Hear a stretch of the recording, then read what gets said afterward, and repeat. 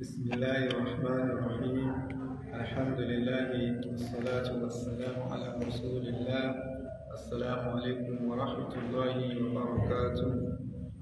In the name of Allah, the Beneficent, the Merciful, the Lord of the worlds, we thank Him, we adore Him, we glorify His holy name for His mercy and blessing on each and every one of us.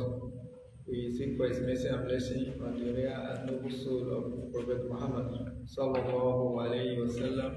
May the peace and blessing continue to be upon his household, his companions, and all the Muslims to the day of Qiyamah. Inshallah, our Tawhid class continues today.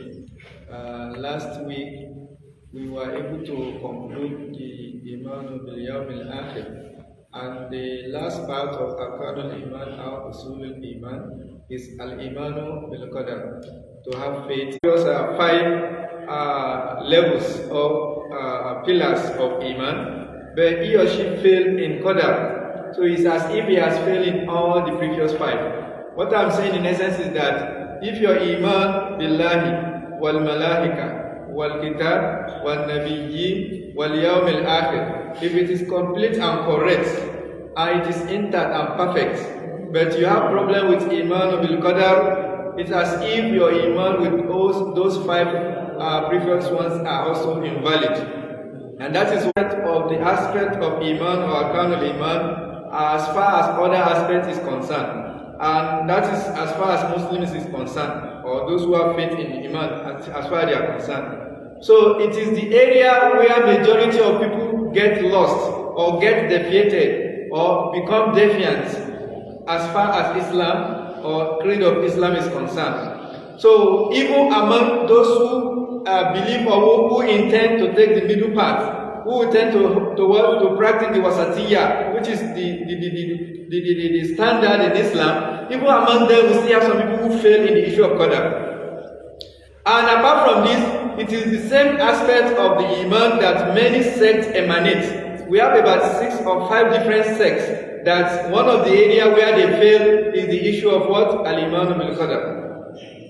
And those who have problem with the Iman bil Qadar, especially those who are Al-Sunnah or those who tread the middle path or the balanced path, their own problem is failure to understand that everything from Allah is good, and a Muslim has to what? Has to take it by heart, hook, line and sinker.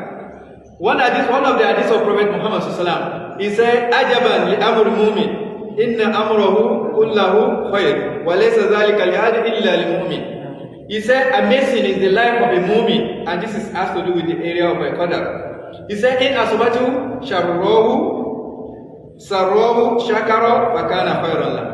When good thing that pleases him, that he is happy about, when it happens to him, shakara, he will be grateful to Allah, and that will turn to be what? To be good for him. When asabatu darruhu sabara wa kana, and what he or she dislikes happens to him, or hates, or what he thinks as evil or bad happens to him, he will be patient on it, and it will turn to be good. In other words, whether good or bad, in our own estimation, they are all good. Because here Prophet said, if he's patient, he will later turn to what? To good. And if you look at this hadith, Prophet specifically mentioned mu'min, not a Muslim. In other words, one of the very important area where we can easily differentiate between a mu'min and a what? And he becomes ungrateful. Just like this hadith we have mentioned. He started to complain. He became unhappy. He started to dislike and started to slow down in activities of ibadah. So this is why one of the most important and one of the most dangerous also of our aspect of Iman is Qadar. Like this we have just mentioned now. From this hadith, we'll be able to understand that what we call Qadar. Like there's one verse of the Quran, Allah said, Asa an tuhibbu shay'an fahuwa wa asa an takrahu shay'an. Sometimes you may dislike something, but that thing will be what? It will be the best for you. And what would somebody dislike? Something that you consider evil or bad or unpleasant. And what we like is actually something what we think is pleasant. And sometimes what you like or what you think is pleasant for you in the sight of Allah is what is evil. So from here we are able to understand that one of the most important and dangerous area of our life, that is valid and solid, except the iman in Qadar is complete. And that is what differentiates all the good servants of Allah from Qadar. And that is the only thing that will make your ibadat, every other aspect of your ibadat to be complete. And that is what is always a great problem for us in our daily activities. Because somebody will become envious or jealous or engage in other aspects that is forbidden in Islam because he does not believe in Qadar, or he believes in Qadar is faulty. For example, if you see somebody who you believe is ahead of you in the worldly achievements, and you think you are backward, or you and Allah does what is the best. It is only when you don't believe or when you don't see this way, you started to get disturbed. Why will this person be successful and me I'm not successful in your own estimation? Why will this person have this and I don't have this? Why will this person be ahead of me and I will not be ahead of him? You see that all of this problem will stem from where? From Qadar, from our belief in Qadar. If you believe in Qadar, that what Allah has given me is sufficient and I'm contented. And it should be the best for me. Any situation or condition I find myself must be the best for me, because nothing can happen to anybody. Not even a leaf cannot fall down except with the knowledge and permission of Allah. So what will now happen to me that Allah will not be aware of, or will not be with permission of Allah, than what you think some other people have? Prophet Muhammad was warned by Allah. Allah said, Allah says you should not be carried away, you should not be deceived. That is not even the past. At the end of Surah Al-Imran, Allah said, do not allow the achievements in the land, do not allow it to carry away. Don't be carried away by what they have, what other people have. So during the time of Prophet Muhammad, we have people who are emperor, we have people who are king, we have people who are movers and shakers, people who matters in the society. But in the sight of Allah, does that matter? Today, do anybody remember them? So where we have got actually is that if our iman, because of Qadar, we will come to that inshallah. We have many sects in Islam today. We have the Maturidiyya, we have Asa'ira, we have Jahmiya, we have Qadariyya, we have Jabariyya. All of them, one of their area of problem is Qadar. All of them. Even among people who tread the right or the balanced path, some of them still have problem. Even among people who are Al-Sunnah wal Jama'ah, if their own problem is not that Qadar doesn't come from Allah, their problem will be how to take it when it happens. Like so it has to do with Tawhid and Aqidah, they normally combine with Qadawu and Qadar. So usually when they want to treat this topic, they will say Al-Qadawu wal-Qadar. So Al-Qadawu wal-Qadar, there are two aspects, and in most cases, if you look at the usage in the Quran, they always mean two words that are used interchangeably. The word Al-Qadar is used more than Qadar in the Quran, and its meaning by its usage is more in the Quran than that of Qadar. So about 6 different meaning. The word Qadar is used to have about 6 different meaning. Sometimes words obedient and you should serve your parents. It can also mean to take somebody's life, al-maut. Like Allah said, فَلَمَّا قَضَيْنَا عَلَيْهِ الْمَوْتِ مَا دَلَّهُمْ عَلَى مَوْتِهِ إِلَّا دَابَّةُ الْأَرْضِ تَأْكُلُ مِنْ سَأَتِهِ. So it can mean this, and sometimes it can also mean judgment. It can mean to give judgment.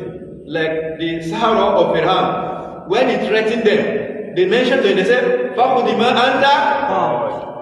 You should do whatever judgment you want to give. Go ahead and give it.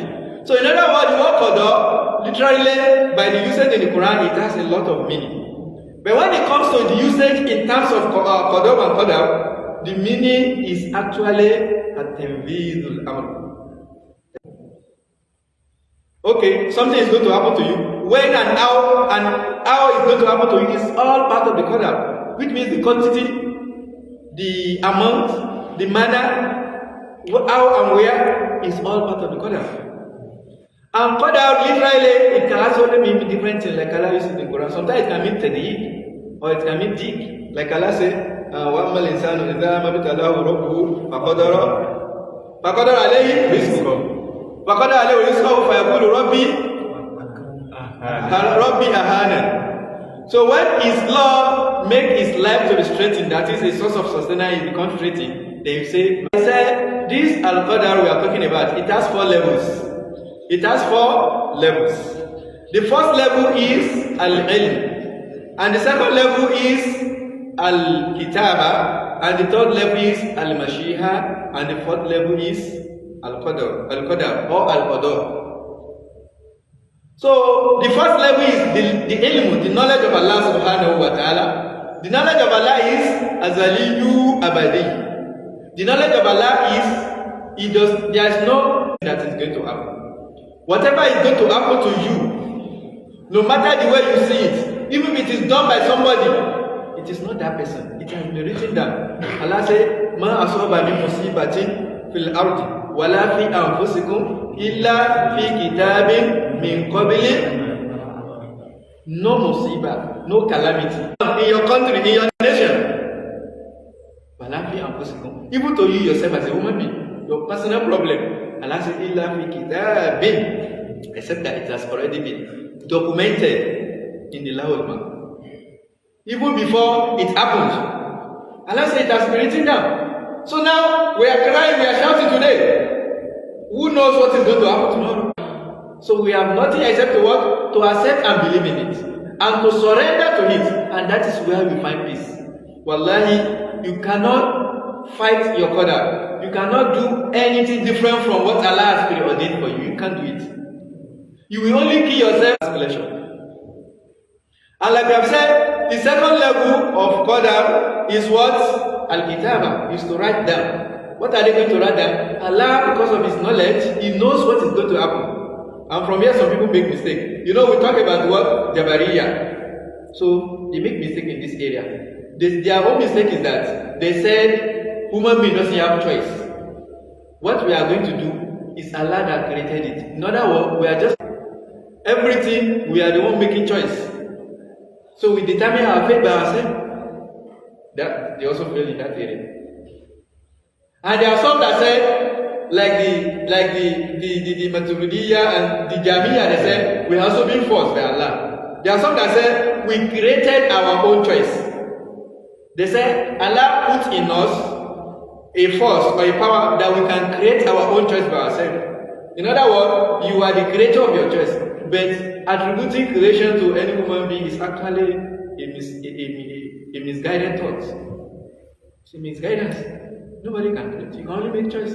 Allah has created everything, even what you are going to do. But He is not the one that has to do it. You should know the difference between creating something, like I place this thing in your front. I place it here. And I give you free will, ability to make choice. Allah created it. He gives you free will to make choice. Then you make choice.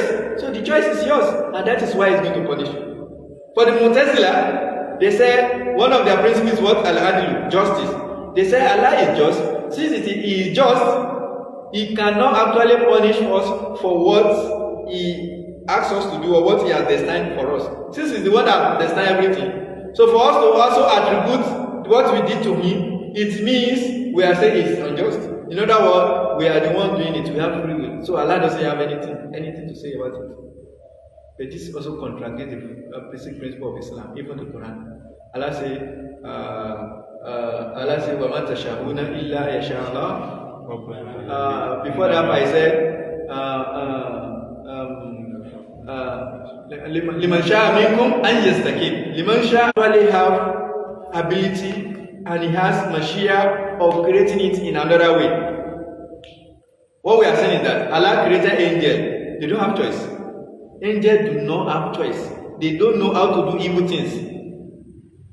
They don't know how to do evil things. All what they are doing is what? They are good, righteous.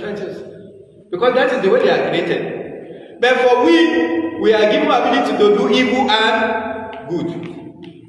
So we can either do inna adaynahu sabil imma shakiran. We have ability to make good and what? And evil. Allah, that is how we are created. Both mankind and jinkind. But for the animal, they don't have also that quality. So it's Allah that created. So for us in our life, they said there are 6 levels or 6 types of Qadar. Qadar, it takes place as 5 different types or 5 different times. The first Qadar is the one that happened 50,000 years before our life. And whatever we are going to say here today, it has been written down 50,000 years before the heaven and earth are created. And that is Qadar. And that's the first level of what? Qadar. Al-Azali. The Qadar, the first one is what? Al-Azali. That is the one that is created time immemorial. And we have the second type of Qadar. And that is the one that has to do with when Allah created our father Adam. So when Allah created our father Adam, He extracted his descendants from his loins, the loins of his children. And He made them to understand that this is their Lord. And He take their speech. He asked them to witness, to take He make them witness on their own self. That's another level of Qadar. The third level of Qadar is when each one of you, we are in our mother womb. Hadith of Prophet, he said, Inna ahdakum yujma'u khalquhu fi batni ummihi arba'ina yawma nutfatan. That each one of you, his creation is gathered in his mother womb and is in the form of zygote for 40 years in your mother womb. Thumma yakunu alaqatan mithla dhalik. Then it will turn to another form, which is what? Which is a cloth. Suspended cloth that has been clinging to the mother womb. In other words, implantation. It will get implanted in the mother womb, in the language of scientists. They say what do you call it? The offspring, what do you call it? The fertilized egg. That is the zygote. So after some time, it will get what? It will get implanted in the mother womb through the placenta. That is alaqa. And Allah said, our Prophet said, after that, Summa yakunu mudghatan mithla dhalik. After that, it will not become a what? It will not become a mudghah, it will become a fetus. A complete human being. Like the former, that is for another 40 days. In other words, in 120 days, your creation will be completed. How many months is that? See, that is 4 months. 4 months. Have you? In other words, that is the first trimester and a month. And that is mean your creation is completed at that point. They said, Summa yursalu ilayhi al-malak fa yumar bi arba'in kalimat. Then an angel will be sent onto that child that is already in the womb. And the angel will be given 4 instructions. Bikat bi rizqihi wa hajalihi. Why do you have to take bribe? Why do you have to collect? Why do you have to be corrupted? It has been written down. And look at that word. He said, because can't be risky. Do you know the meaning of katbu? You know the meaning of the word katbu that is used there? It means acquisition. The meaning is that if you sit down in your house or you are sleeping, even your risk has already been written down, it will not come to you. You have to go to it. You have to work to get your risk, even though it has been written for you. But yet, you have to work for it. So, with Allah is only that we should do tawakkul. But tawakkul does not mean you should sit down. My miracle is limited.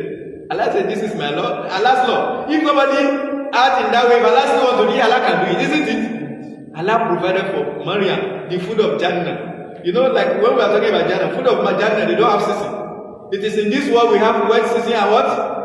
Dry season. So we have some food that is for dry season and food for what? But Zechariah, who is the caretaker, who is the foster father, each time he go to Maryam to provide her with food, whether in the house, he will already find food. But the surprise is that, we said there is dry season, isn't it? Food. The surprise is that he will always meet food that is off season. Like if it is during dry season, it will mean food of wet season with her. Or if it is wet season, it will mean food of what? So Allah can do it actually. But you have to work for it. Like Allah mentioned in Surah Al-Fusilat, Allah said, قُلْ أَإِنَّكُمْ لَتَكْفُرُونَ بِالَّذِي خَلَقَ الْأَرْضَ فِي يَوْمَيْنِ وَتَجْعَلُونَ لَهُ ذَلِكَ وَجَعَلَ فِيهَا رَوَاسِيَ مِنْ فَوْقِهَا وَقَدَرَ فِيهَا أَقْوَاتَهَا فِي أَرْبَعِ أَيَّامٍ سَوَاءً لِلسَّائِلِ. That's why I want to use it. They say, سَوَاءً لِوَاتِ? You have to ask for it. You have to look for it. You have to work for it. You have to look for your risk. It will not come to you. So you cannot be lazy and you say you are hungry. No, a lazy man must be hungry. If you don't want hunger, then you have to work hard. That is the law of Allah on this earth surface. So even though Islam said we should be contented, we should agree with our Qadar, that does not mean you have to be lazy or you have to be idle. No, you have to work. But when you work, when you make efforts and you cannot achieve, or you have actually written at 5 different times. The first one is Al-Azali, the one that has been written even 50,000 years before even the heart and the world are created by themselves. The second one is the one that is written when Allah is making us to bear witness against ourselves as to His oneness and that we are going to be worshiping Him when we are extracted from the land of our fathers. And the third one is when we are in our wonder womb, like you have said now. Yes. 4 things have been written down. Your risk, your hajat, the day of your death, it will never increase for a second or decrease for 1 second.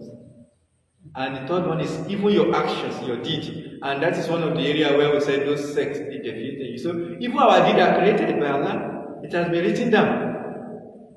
It has been written down. But the fact that Allah created it or Allah has written down does not mean it's Allah that has to do it. Like we gave you an example. I put some things in your front and I tell you this is good, this is bad, and I give you ability to make choice. You are not forced. You are given free will, and you make your choice. And you say since Allah created it, Allah is the one that has to do it. Does that make sense? No. You are the choice. You are the maker of your choice. You make the choice by yourself. And that is the third level. The fourth level is Asanawi. There are some Qadar that happen every year. Some Qadar. Like Allah said, Inna anzalnahu fi Laylatul Qadr. Laylatul Qadr khayrun min alfi shahr. Tanazzalu al-malaikatu wa ruhu fiha bi rabbihim. So, like Prophet said, every Laylatul Qadr, some Qadar are changed, some Qadar are written. And whatever is going to happen to you, from that last Ramadan to the next Ramadan, it was written on the Laylatul Qadr. It has been written on the Laylatul Qadr. And the last one is the one that takes place every day. So there are some Qadar that also happen every day on daily basis. And we should not get confused about these levels of writing Qadar. So does it mean what is the Lawh al-Mahfuz is different from the one that is written at the time of our mother, or is different from the one that is written yearly or daily? Does it mean they are different? No, it does not actually mean they are different. There's another level of Qadar according to scholar. There's a Qadar or al-Qadar al-Mubram, and there's Qadar al-Mu'allaq. Qadar al-Mubram, it means a Qadar that is irreversible and that cannot be changed. There are some things that Allah has written about you and nothing can change them. They are already what? Documented, and that is the Mubram. And that is the one in the word Lawh al-Mahfuz. Nothing can change it. And that is why it is called. In fact, nobody has access to it. Like some of the Mufassirun, like Ibn Kathir and Tabari, they said it is close to the arsh of Allah. And nobody has access to it. So it is what? It is protected, preserved tablet. It cannot be changed, it cannot be modified, and nobody has access to it except Allah. But there are some of these Qadar that Allah, from there, Allah make the angel to know them, and Allah tell them, Allah teach them, or Allah make them to write them according to His knowledge and according to what His has written down. And some of these Qadar, some of them can be changed based on some circumstances. Even whether it will change or it will not change, is still already documented in the Lawh al-Mahfuz. Allah mentioned Surah Al-Ra'd, this is Surah Al-Ra'd. Allah says, Yamhu Allahu ma yasha wa yuthbit wa indahu ummul kitab. Allah erases whatever He wills, and He entrenches whatever He wills. And the ummul kitab, which means the one that doesn't change, or the one that oversees everything is within, that is Lawh al-Mahfuz. So, and from there, the scholar were able to classify the Qadar to what? Al-Mu'allaq and Al-Mubram. The one that is suspended, or the one that is conditional, and the one that is unchangeable. The one that is conditional, it is actually like what I say, if you are the one that keep the what the relationship or your kinship. If you maintain it, then Allah is going to prolong your life. So if it is part of Allah's plan for you that you live long, then Allah will give you that ability to what? To maintain the what? The rope of kinship. You not interrupt it. You not cut it. But if Allah doesn't want it for you, you will always engage in it. It means you not live long. Your age will be shortened. So what we are saying actually is that the Qadar, there are some part of it that is unchanged, that cannot be changed. And those one are the what? They are the one in the law of God. And some can be changed with some circumstances and some change. And those ones, they are also relative to what? Law of God. Because whether they will be changed or not, it's also be written down. It's also in the knowledge of Allah subhanahu wa ta'ala. And these are the levels of Qadar. The first 5 levels. Then when we say Al-Qadar and Al-Qadar, or the Qadar and Qadar, like you have said, Al-Qadar is actually the act of writing them down, which has been done by the pen, by the instruction of Allah subhanahu wa ta'ala. Allah instructed the pen to write everything down. Everything has been written down. And they are already in the book written down. We are only caught unawares when it happens. But as a adab to Allah, adab to Allah, is that this thing that is going to happen to you, Allah knows it. He has written it now. It's in His knowledge. If it is bad for you, Allah loves you more than everybody. Nobody loves you better than Allah. If it is not good for you, if you don't deserve it, Allah will not make it to happen. But now, Allah make it to happen after He has written it. But you are displeased with it. What are you trying to say? Unaware. Then you get displeased in it. What are you trying to say about Allah? Maybe you don't understand what you are saying when you are displeased with the Qadar. When you are displeased with what happened to you, what you are saying is that you don't trust Allah. What you are saying is that you don't have confidence in Allah. What you are saying is that you don't doubt Allah. If you say that is not what you are saying, then what you are saying is that you don't believe in Qadar. And anyone, whether you don't believe in it, or you believe in it but you don't trust Allah, or you don't trust what He does, all of them are kufr. Yes? If maybe you don't understand what you are saying, anytime you are displeased, then you should know that even though you don't know what is going to happen, but it's going to happen, but immediately it happened. He's an excuse giver. Then when the thing happens, which is from Him, from His knowledge, from what is written down, how am I supposed to deal with it? How am I supposed to deal with it? To be patient. And that is why sabr is one of the greatest form of ibadah. In fact, it is the greatest form of ibadah. Our ibadah, on a general ground, we can divide it or classify it into 2. Ashukru wa as-sabr. Just for you to change your mind, but it's going to be one. But if you do one good deed, it's going to be recorded for you as what? 10 reward. And that's the minimum. Sometimes that 10 may become 100. Sometimes it can become 700. Sometimes it can become uncountable. It can become unlimited. People who have unlimited reward, they have a 3 categories. One of them is al-sabr. Those who are patient when something they don't like. And why would they have that kind? It's because they trust Allah. And Allah loves people who trust Him. Even you love somebody who trusts you now. If somebody trusts you, won't you love him? If somebody, you don't believe that, if somebody doesn't betray you, he carries him just because of your trust in him, how do you not think he will reward you? One thing you want to say is enough. I'm tired. You know you can be tired. Say they are going to be rewarded without measure. Nothing will be used to measure it. They just be given absolutely. And why? Because of their faith in Qadar. That is why they pass. So that is why it is one of the greatest forms of ibadah. If you whatever you want in this world, then you use it to worship Allah. That is shukr. Like Sulaiman did, like Dawood did, like all those Allah has blessed, like they did. But for us, we see it as our what? As our national cake. And we deny people for whom those things are deep. When you are blessed, you started to hold it. You know how much you are holding. But when people come to you, wallahi, me, I have not eaten since morning. And you know how much you keep in your account. But when somebody comes to you and say, even me, when I have not eaten, even me yesterday, I did not even fast you. Now you need the ability to bring to His presence the seat or the throne of Bilqis. He said, Allah, min adami min fadli rabbi liyabluwani ashkur am. This is what Allah has blessed me from His fadl. Allah wants to test me whether I will be grateful. I will show gratitude, or I will what? I will not show gratitude. I will not be grateful. In other words, everything Allah has done for you, everything, no matter the way you say, ashkur am. That is just it. It is not actually for you to boast.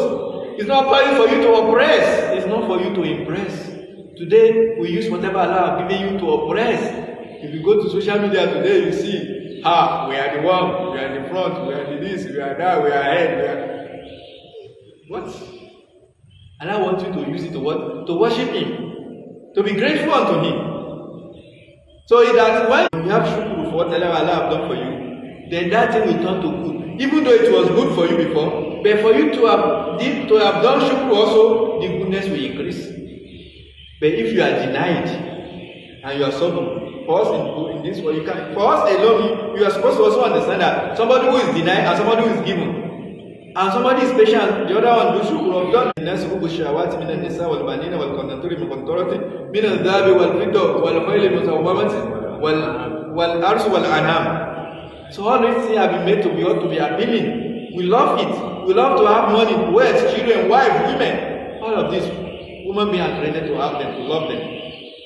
But if Allah denies you and you are patient on them, Allah says your reward is unlimited. Allah will love you. And one of the show of love of life, and Allah will reward you unlimitedly. So wherever all of them are tested in one way or the other. We just talk about Sulaiman and Dawood, the father and the son. So the way they are tested is one with fadl, so that they be what? They have shukr. But for the majority of the prophet, including Prophet Muhammad, so they were not given this in order to. He was controlled, he was a leader. So they brought many things to him, but he doesn't use it for himself. He shares it to people who are in need, even when he also in need.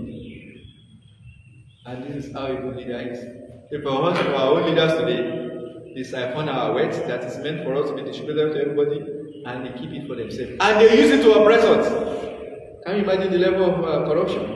Something that belongs to us, you take it away from us, and you do not even respect us. You still use it to what? To oppress us.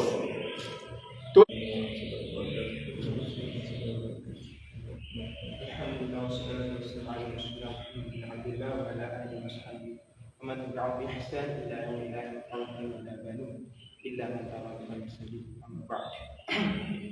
We ask Allah subhanahu wa ta'ala to guide us upon righteousness.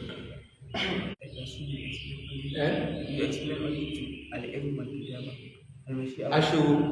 You explain only to Okay. So the first one is Ilmu, and the second one is Kitaba, and the third one is the Mashiach. Mashiach is the will of Allah. So even though we are the one that is under law, so Allah does whatever He likes. So Allah has Mashiach without limit to do whatever He likes.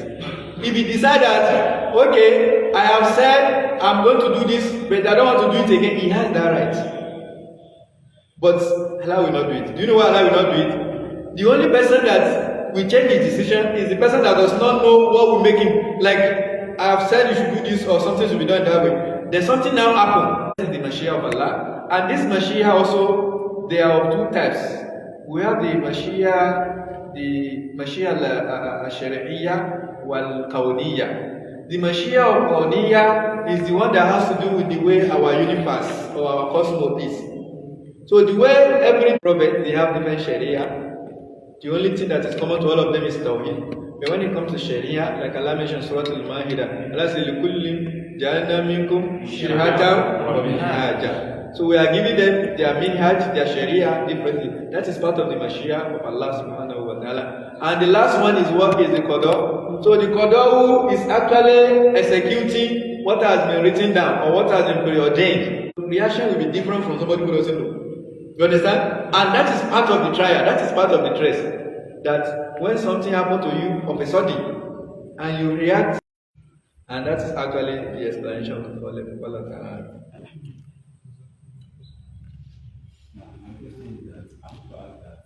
Maybe some sound, you hear some sound, maybe suddenly, or in a particular way or manner. So some people have sometimes attribute some meanings to it. Maybe somebody call your name somewhere, and that is the only way it can even be related to what you are saying. That may actually not be true. It may not be true that maybe somebody call your name. Even if somebody call your name, there is no evidence for it anywhere.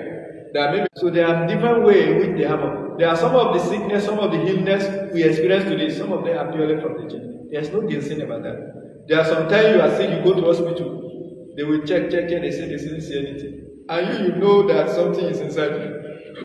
They are going to hospital for checkup and medication, and they have been given different medication, but it's not feeling. There's no improvement. So the last time he went, they did a particular test for him. They have to inspect the inner ear, so they have an equipment that they can use.